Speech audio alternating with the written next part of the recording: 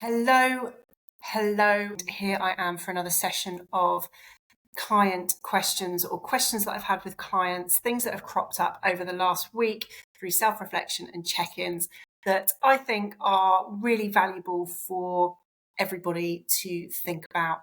And the things that kind of crop up time and time again. The four things that I'm going to cover today are one, which is this whole notion of people thinking that they just have poor discipline and therefore they're never going to achieve their goals. And I'll talk about how you can reframe that in your mind and flip it round into something positive. I'm going to talk as well about how meal consistency, don't worry about it being seen as boring. I don't. I think it's actually a really positive thing, and I'll run into the details as to why that is. Also, the perennial thing that crops up is clients being worried about eating out and having a bit of a packed social calendar and how to navigate that. And the final thing is, I think, embracing being in a bit of a holding pattern and appreciating that not every week is going to be something that you absolutely sail through and smash, and just appreciating that and how healthy that attitude is. So I'll start off with the whole notion of clients or you perhaps just thinking that you have poor discipline and therefore you are never going to get to where you want to get to because, I've just got poor discipline. It's not going to happen.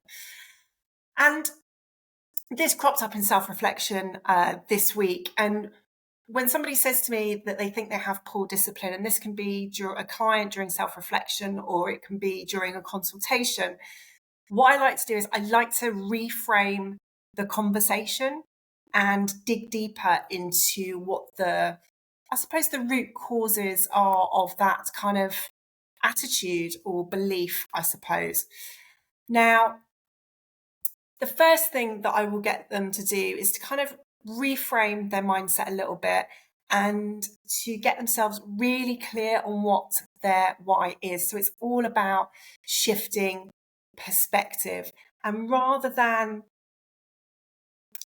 seeing it as having a lack of discipline, I like to think about it as really being an opportunity, I suppose, to discover what it is that really, really motivates you, what lights a fire in your belly, what is the monster in your stomach that you need to feed in order to keep plowing forwards and keep moving forwards. Because discipline becomes kind of quite an easy to achieve thing or a very natural thing when you are super duper excited about your goals. And if you're not excited about them, you're just not going to get on with them. And this might be a bit of a silly analogy, but I have a small human who is getting more and more homework and school projects to do. And the school projects that they are excited about, that they're pretty into, it is easy peasy to get them to do that work. They are really disciplined with it. They lean into it. They research it. They get excited about it. They do it. Don't have to, it's not like pulling teeth and you have to get them to do it. They just lean into it and do it. But the homework that they're not excited about, oh my days, it is an absolute chore to get them to do. And we're exactly the same. We need to be excited about a goal, excited about a task in order to be motivated by it and to display a level of discipline in order to achieve it. If you aren't excited about the goals that you've got, then there are probably two things at play. Firstly, you haven't really got a particularly clear goal to start with. It might be a bit wishy-washy. It might be a little bit surface level.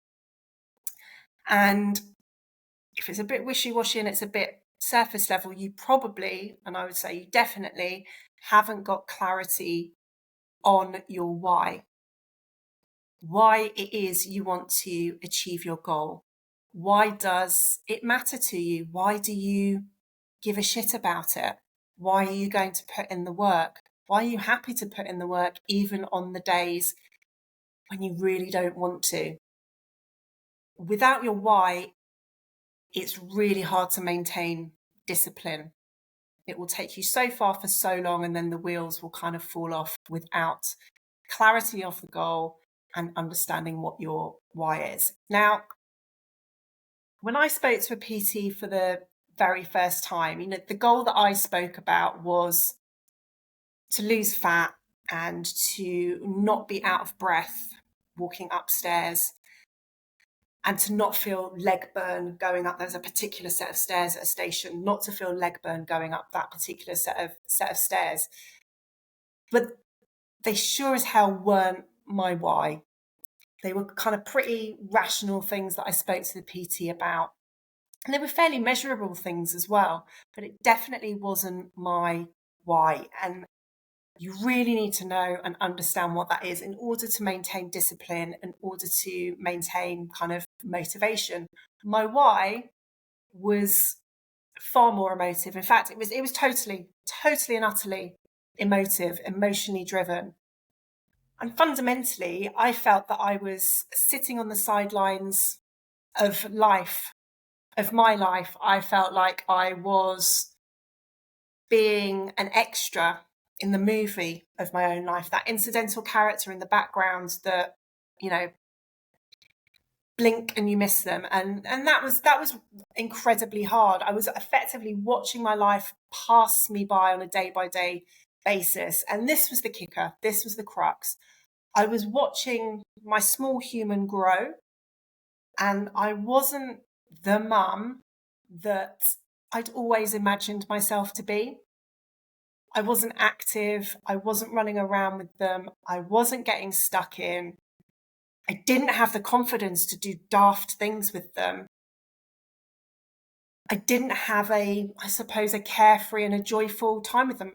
Don't get me wrong. I love the absolute bones of them, but I wasn't having that carefree and joyful time that I felt that or imagined in my mind that I would have. And I'd always imagined in my mind that I would have. I wasn't showing them that life is for living and life is for enjoying, and I wasn't experiencing and kind of feeling freedom that I wanted to demonstrate to them so that they recognize that that's what life is all about. And I felt, going to get a little bit teary there. I felt none of that. I felt absolutely none of that at all. I'd got absolutely zero mojo, and that broke my heart. But connecting with that why and recognizing that that was my why gave me very much the determination and the motivation to go for it, to absolutely go for it, to make the best choices that I could make on a day-to-day basis, and to do the things that I needed to do to become the mum that I'd always imagined myself to be. Now, the mum that I imagine myself to be is constantly changing, and evolving. But that was and still is very much my why, plain and simple. And the fact that I'm kind of getting a little bit choked up about it now still demonstrates what a driver this is for me. I couldn't have a stronger why. So connecting deeply with your reasons, with your why, can provide that drive that you need, that motivation that you need. It isn't the be all and end all though, because that's a big old punchy why that I've got there. And what I absolutely needed to do, and I think anybody needs to do in order to maintain discipline, is to ensure that big goal, that big daunting goal, which might feel overwhelming, and that why that might feel overwhelming, but is so important to have, is breaking it down into bite-sized chunks. Because you know what, climbing a mountain is pretty daunting. And if you said to me, you've got to go and, climb Everest tomorrow, I'd be like, no chance, that's not happening. But if you said to me, we're going to drop you off at base camp and just put one foot in front of the other as much as you can, that feels achievable. So breaking things down into bite-sized chunks, putting one foot in front of the other, having manageable steps can really help with that discipline, because you can be disciplined to the smaller steps, the small manageable steps, as opposed to thinking about this massive, massive, big, hairy, audacious goal. And if you break them down into smaller, manageable steps, then you can celebrate each small victory, each step you take. And that is brilliant for building momentum. That is brilliant for building confidence as well. Now, back to the client who said that they thought they just had poor discipline. I went back to them and said, I actually think you're being a bit hard on yourself. I think you are judging yourself unfairly, because when I looked at the rest of their self-reflection and check-in, they'd actually rated themselves 4 out of 5 for each of their process goals that week. And these were process goals that they had set with range targets that they knew that if they did them and they ticked them off, would get them kind of closer to their goal. But there was one incident that had effectively clouded their judgment. I think it clouded their judgment and had made them feel like they had no discipline. And it boiled down to the fact that they kind of forgotten that week to celebrate the small wins. They'd forgotten to celebrate the 4 out of 5s that they had for basically everything across the board. They'd forgotten to pat themselves on the back and to kind of go, do you know what? That was pretty much a pretty decent job done that week. Another thing you can do if you suffer or feel like you have poor discipline is by creating a routine and being consistent with that routine. Now, you will hear this all the time. I'm not going to be the first person to say this, and I'm definitely not going to be the last to say it either. But establishing a routine that fits into your lifestyle and sticking to it as much as you can is a great demonstration of discipline. When people tend to feel like they haven't got great discipline is because they have created a routine or try to create a routine that doesn't fit in with their lifestyle. They have tried to make their life fit in with this crazy ass routine that, with the best will in the world, they are never, ever going to manage to maintain, because life happens, and you need to be creating routines and structures that work with the existing life that you have, because it's not just you that you need to think about. You might have kids, partner, work commitments, aging parents, whatever it might be, whatever it is that you are trying to do, or the habits that you want to create and the routine that you want to create to get you to the goals that you have that fulfill your why and your reason for doing it. It has to fit in with the realities of your life. Sure, there are going to be some things that you can change, that you might need to adapt slightly, that you might need to try and drop, I don't know. But ultimately, you have to create a routine that fits your lifestyle, not the other way around. So even on the days when your motivation might be rock bottom and you are a bit like, I really can't be asked today, you have a routine in place that fits with your life, that you can do, you can tick off, and it keeps you chugging along. And chugging along might not sound particularly exciting, but chugging along really is where it is at. You get to tick things off. You get to celebrate those small victories. You have broken things into bite-sized chunks that ultimately are going to get you towards your goal and help you achieve your why. The next thing that I think is really important if you feel like you lack discipline is having some form of accountability and having someone to share your journey with. That can make a massive, massive difference. Now, that could be a workout buddy. That could be a coach, personal trainer.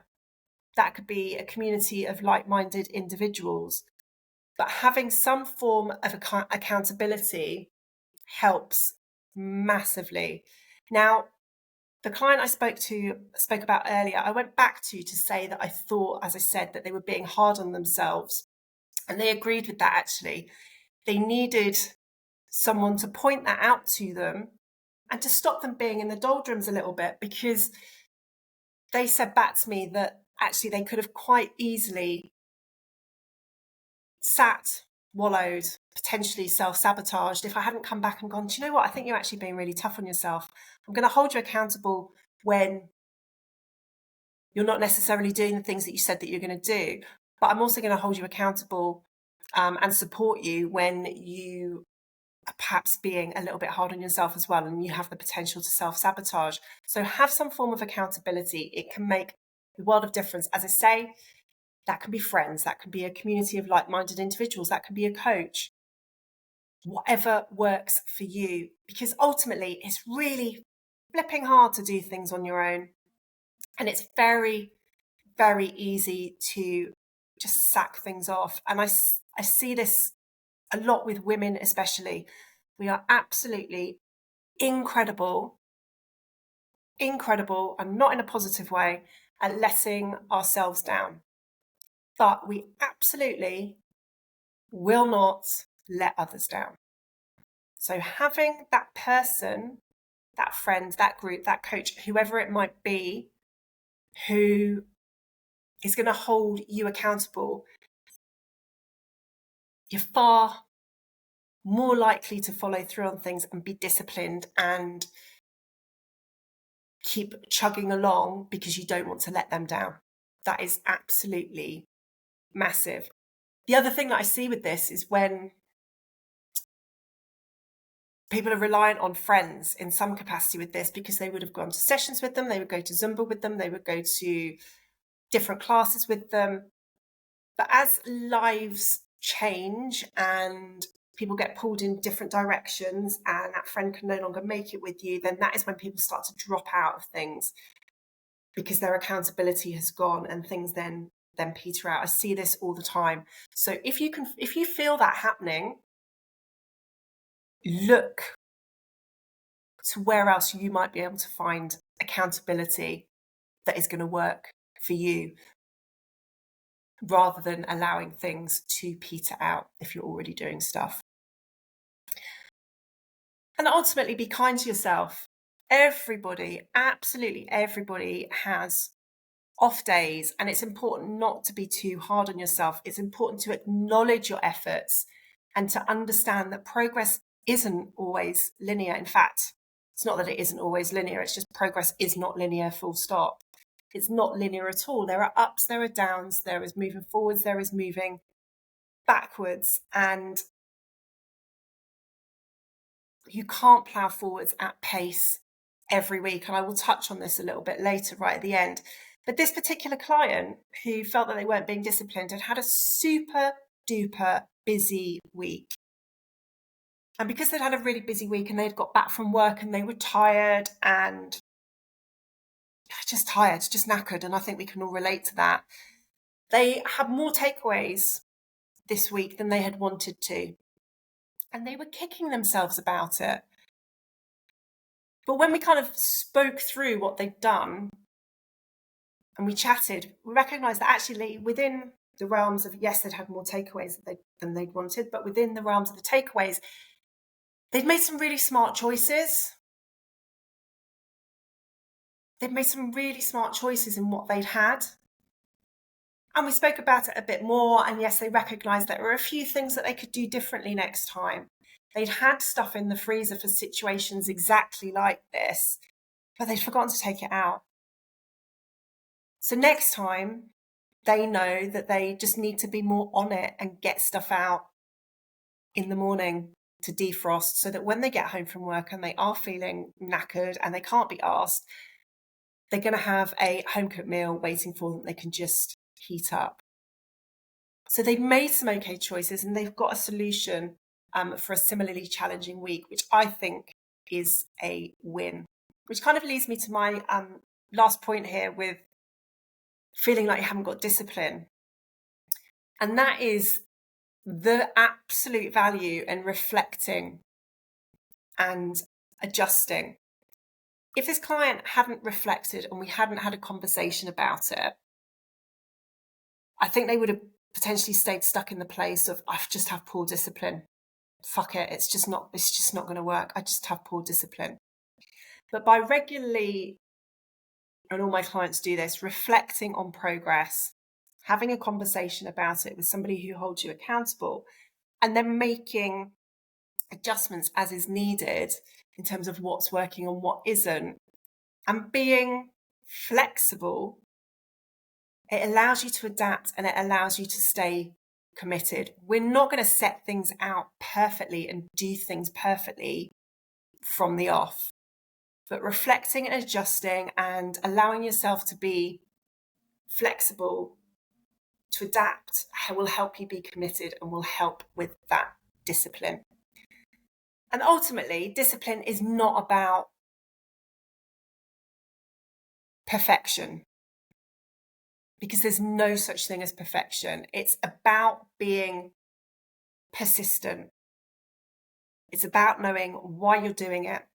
It's about knowing how you're going to go about it and breaking things up down into small, manageable chunks. It's about celebrating the small wins.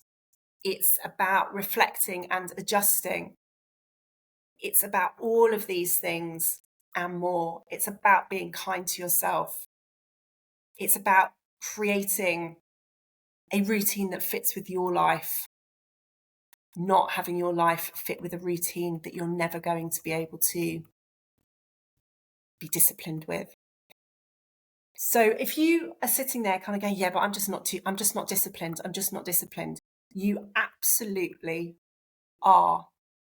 You've just so far not set yourself up in a way that allows you to be disciplined. And there's a big, big difference. The next thing that cropped up this week with clients was sticking to I have a client who's doing brilliantly, absolutely brilliantly, in terms of how they are approaching their nutrition and how that is contributing towards their fat loss goal. They've gone from I'm just going to be very blunt about it. They've gone from eating ultra processed ready meals to effectively going, I need to eat better. I need to have a more balanced diet. I need to cut out the ultra processed food. And the way that I need to do that is by meal planning and cooking from scratch as much as possible. And they've been doing brilliantly with this, absolutely brilliantly with this. But the thing that they were reflecting on was whether they should just stick to, and they said this, the same old 4 meals, as if that was a bad thing, as if sticking to the same 4 meals is a bad thing. And I absolutely, spoiler alert, don't think it is a bad thing. I think it's an absolutely brilliant, brilliant thing. There are massive, massive benefits when it comes to consistency with meals. So rather than viewing it as like the same old 4 meals, it's like, these are my consistency meals. The things that are brilliant about that consistency are it saves a huge amount of time on meal planning. Massive amount of time. You're like, there's 4 things straight off the bat that I'm going to have. Easy peasy. Which in turn means that you don't have a ridiculous amount of, or you don't have at all actually, decision fatigue. You are not sitting there kind of poring over recipe books going, oh shit, what shall I have? What shall I have? And spending hours and hours doing that. It makes things really, really simple for you. And it makes things really convenient as well, because convenient, I suppose, in two counts. One, from a shopping point of view, but also convenient from a preparation point of view as well, because you know exactly what it is that you need to get in the shop, and you know exactly how to make these meals, you know exactly how long it's going to take you, and you can probably do them a little bit on autopilot. Happy days, happy days. But it's really valuable from a nutrition point of view as well, because this particular client has been working out what works for her and working out what works from a nutrition point of view, from a balanced diet perspective across the course of a day. So she now knows that with these same old 4 meals, which are not boring, she's got a great balance from a nutrition point of view. She's not tracking, but were she tracking, she would find it much, much easier, because she's got kind of 4 meals that are her go-to that she can just kind of plug and play. Much easier if she's been accurate from the off in terms of tracking macronutrients and tracking calories as well. So there's benefits there in terms of ease, simplicity, nutritional balance, tracking, all of those things. But ultimately, what she's doing is she's creating a brilliant habit. So when I was talking about discipline previously and saying creating a routine and a habit, or creating a routine and sticking to it, that's exactly what she is doing. This is making it really, really easy for her to be disciplined from a nutrition point of view. It's making it easier for her to stick to a healthy, balanced diet. It is, and I know this because we've talked about it, in terms of her feeling satiated, enjoying her food, all of those things. It's, and this was kind of her Achilles heel before, it's reduced the likelihood of impulsive, unhealthy eating. All of these things is massive, massive gains. Now, there are some people who kind of go, oh, I'm just worried about having the same meals week in, week out. It's a bit boring, isn't it? There's not going to be a huge amount of variety there. And I get that. Some people very much do fear getting bored with more limited meal options and having the same thing week in, week out. And I think often that is fear of a bit of a lack of spontaneity, or feeling restricted. If I just have the same 4 or 5 meals, then that's going to be really restrictive. And I think that is what drives people's fear. But when I ask them, and this is the kicker, this is the interesting bit, when I ask people what they used to eat that had got them to the point of wanting to lose fat, the interesting thing is that they typically ate the same meals week in, week out anyway. They didn't have the spontaneity there. They were restricted in what they were eating. It's just the restrictions of what they were eating and the same meals week in, week out did not chime with the goal that they had.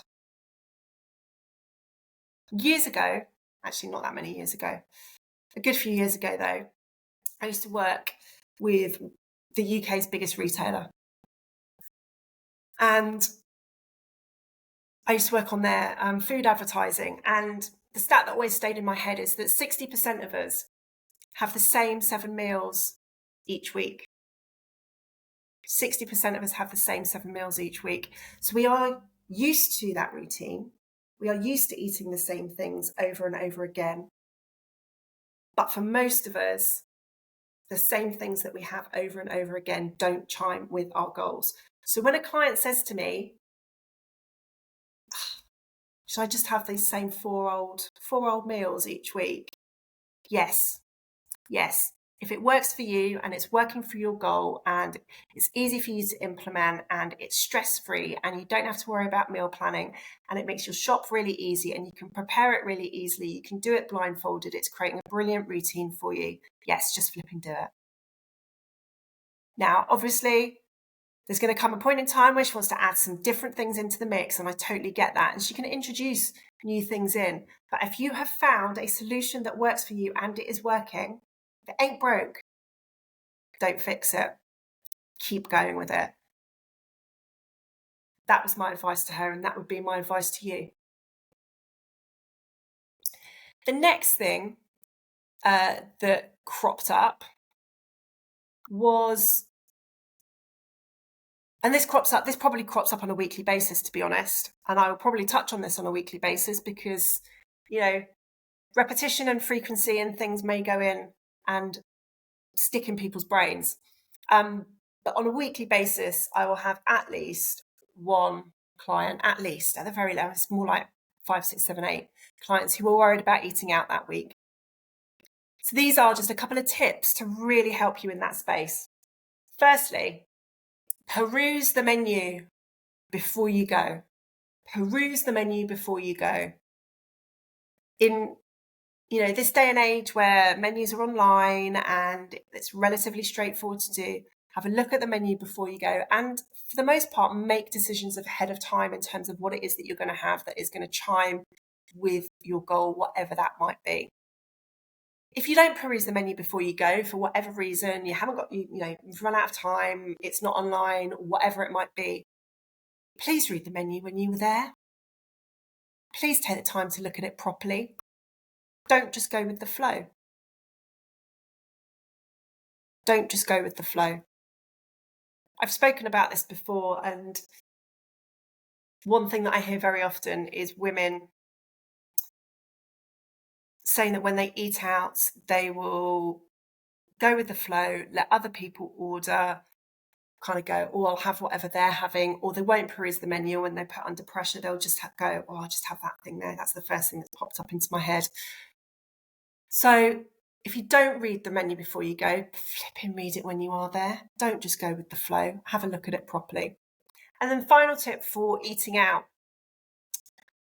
And I love this because it provides you with guardrails, but flexibility within guardrails. And that is thinking about choosing 2 out of the 4. Choosing 2 out of the 4. I've spoken about this before, but it's so valuable. So the 4 are a starter, a main, a dessert, or an alcoholic drink. And what you can do is you can have 2 out of those 4. So you might have a starter and a dessert, or a main and a dessert, or a main and an alcoholic drink. You get the idea. But just choose 2 out of those 4. You've got choice and flexibility there, whereby you can kind of go, actually, what is it that I really fancy? Do I really fancy a glass of Prosecco? Or actually, am I really fancying the sticky toffee pudding? Which of those 2 am I going to have? Do I really want to have that as a starter, or would I prefer to have a main and a drink? It forces you to make some choices, to really think about what it is that is going to be your hell yeah for that eating out meal, rather than just having everything and not necessarily being all that fussed about half of the stuff that you're having. So choose 2 out of the 4. The final thing that cropped up this week, and this was, I think, my favourite thing that came back in clients' self-reflection and check-in. And that was a client just being very honest, very transparent, but very wise, very, very wise as well. And just saying, do you know what? Next week and the week after, I'm going to be in a holding pattern. This was hands down favourite thing that came from client self-reflection this week. They've got an awful lot on and they've got an awful lot coming up. And because we've set range targets for their process goals and we've identified what their non-negotiables are for them to achieve their goals, they were really, really clear about what they were going to be able to do in these busy weeks. And they were very clear about not beating themselves up because they couldn't do it all. And I think that is brilliant. Back to discipline earlier, they were showing themselves some self-kindness. They really, really were. And I think that was brilliant. It was this attitude is just a great example of imperfect action. So what they're going to do is they're going to maintain a steady, manageable pace that is going to help them, I suppose, not burn out. It's going to prevent mental and physical exhaustion, because if they tried to do it all, they would come unstuck. They would come an absolute cropper. They're going to do the minimum. And doing the minimum is not a bad thing. Doing the minimum is a good thing. Doing the minimum is better than doing nothing. They're going to do the minimum to keep themselves active without overwhelming themselves during a busy time. What they're doing is they're valuing consistency with the things that matter most to them achieving their goal, to ensure that they kind of stay in the game without burning out. So they're valuing consistency. They're appreciating that those small, regular efforts are going to maintain progress for them. It's going to keep them where they are, and it's going to stop them from sliding backwards. And that's brilliant. They're not having an all or nothing mentality. They are appreciating those small and regular efforts. And because of that, they've reduced the pressure on themselves. They've reduced the pressure on themselves because they know that usually when they feel the pressure, they have a tendency to dig their heels in and not do stuff. So recognizing that, they've gone, I'm going to take the pressure off and I'm going to be in a holding pattern and I'm going to do the minimum that I need to do, rather than piling the pressure on and trying to do everything. And they know that ultimately it's going to help them to stay motivated. It's going to help them to stay engaged without feeling hugely, hugely overwhelmed. They recognize as well that the effort that they are going to be making with their non-negotiable is going to keep the momentum going. It's going to make it easier to come back to things and build up to beyond the minimum when they are ready to, and that they'll be really excited for that. They'll be chomping at the bit to get going again, because they're not going to feel like they're starting from scratch. They're going to be able to accelerate out of that holding pattern. As I say, they're not going to be sliding backwards. It's going to ensure that they're not losing ground, because that can be hugely, hugely demotivating. It's going to keep their baseline skills and fitness levels intact. And this whole notion of I'm going to be in a holding pattern, this balanced approach, encourages a really healthy work-life balance. And I've said this a few times now. All of this is not about fitting your life around what it is that you're doing. It's all about fitting, taking care of your health and fitness into your life, rather than it being the other way around. It's going to help their overall well-being by ensuring that they're not overextending themselves. And that's massive. It's going to help them be patient, build patience, and build understanding that not every single phase and not every single day needs to be high intensity. They're going to appreciate that things take time and you can't plough forwards at full pelt all the time. Being in a holding pattern, treading water, setting up camp on the side of the mountain, whatever you call it, it's such a valuable thing to do. It's such a valuable thing to appreciate. It is really the very epitome of imperfect action. And if you want to get anywhere with regard to your goals, you have to appreciate that imperfect action is where it is at. I hope you find this useful. Thank you for joining me. There'll be more conversations with clients next week, but just as a reminder, today we have touched on how to flip the script and think about things differently and manage your thoughts and behaviors if you are somebody who says, I just don't think I'm disciplined enough to do X, Y, Z. Talked about that right at the start.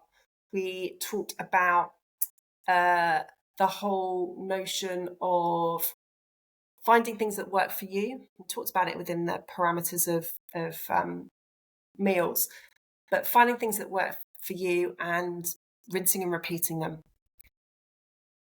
Because if they're things that work for you and they fit in your life and you're able to rinse and repeat them, they will get you towards your goal. We talked about how to manage eating out. Always crops up, always crops up. And then finally, we talked about how being in a holding pattern is such a valuable thing to do and such a valuable attitude and perspective to have. So as I say, I hope you found this useful. I will be back next week. Any questions, get in touch.